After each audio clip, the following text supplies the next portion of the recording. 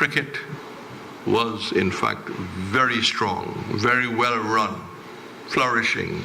Case Cup, North Court, White Cup, Roger Cup, Frank Cup. The Jones Cup was like a Manchester United Liverpool clash. You know, there was always competition between the Jones Cup's finalists. And Escobar didn't really figure those days. They've gotten stronger now. But cricket was flourishing. There was a whole heap of excitement on a Saturday. You can go to a Case Cup game. That included Transport and Harbors, Maltinos, EICC that later became Everest, BGCC, GCC, DCC. Later, when Sir Clyde Walker came, you had the East Bank. In those days, Queen's College and St. Stanislaus played at the highest level. And on a Saturday, on a Sunday, there'll be 300-400 people watching Case Cup. And surprise, surprise. And some of you, I'm sure, born at the same time, may remember that you had to pay a small mite to go into Transport. A.B. Rollock's bowling left arm spin. Magical, taking wickets left, right, and center. Nobody knew. He wasn't a big turn of the ball. You had to pay a Transport and Harbors. You had to pay a little small mite to go into the DCC, although you could stay outside and watch.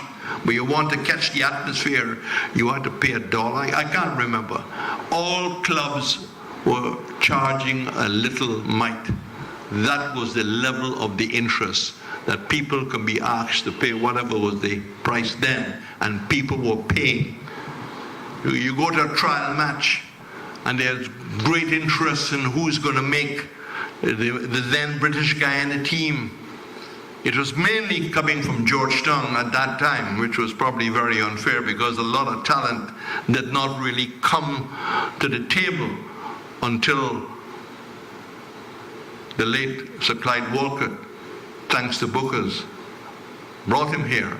And with the help of Robert Christiani and then later Joe Solomon and Colin Wiltshire, the estates start to be much more organized, and all those players will come to the trials, and eventually you started to see the Port Moran boys making their contribution at the highest level and going on to play for the West Indies. Cricket in those days had a number of personalities. You had the man who sold chana. His name was Base. Barney, who sold ice blocks. Barbadian Joe with a basket, always looking too heavy for him. Lived down by me in House Streets. Black cake. There was an Indian gentleman that sold puri and potato balls and chana. I can't remember his name. But there were personalities around. There were hecklers, strong hecklers, serious hecklers. Jack Waterloo, who loved the ground that Sir Frank Worrell walked on. He will defend Sir Frank Worrell to his death. There was Bowtie, not a character. They were just on the small scoreboard to the left of the Kenny Richards stand. And there were personalities, and they were shout all day. There was one famous Barak Gupti bowling to Worrell in 1953, and Worrell was very elegant. If you want to see a man walk like a prince, it was Sir Frank Worrell. He walked with, as if he was royalty. He had a way of walking. And he was struggling against Gupti. The first delivery, Gupti bowled him inside edge into the pad. The next delivery, outside edge down to gully. Next delivery, Gupti bowling from the southern hand, inside edge, gone to fine leg. And Bowtie shouted, "Oh God, Frank, it's better to die than to suffer." I mean, beautiful, you know, he really felt that he was struggling, and he felt, look, you know, get out, don't suffer there, you know. Really fantastic personalities at cricket, you know. And, you know, he had good writers. Charles Chichester, Jay Croker, Rick Ferrier, later Julian Menz, and I can call all very good commentators. I mean, I used to listen. The late David Carey's uncle, brilliant.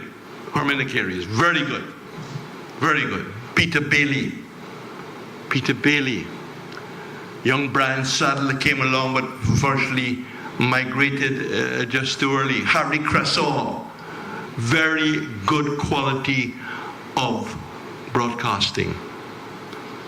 And that was the same in the rest of the Caribbean. And I can go back a bit. Ernest Heitel, a Guyanese, covered the 1950 tour of the West Indies along with Tony Coach's father. And Ernest Heitel went to Australia in 1951. So at that early stage, the Caribbean people were starting to make their way.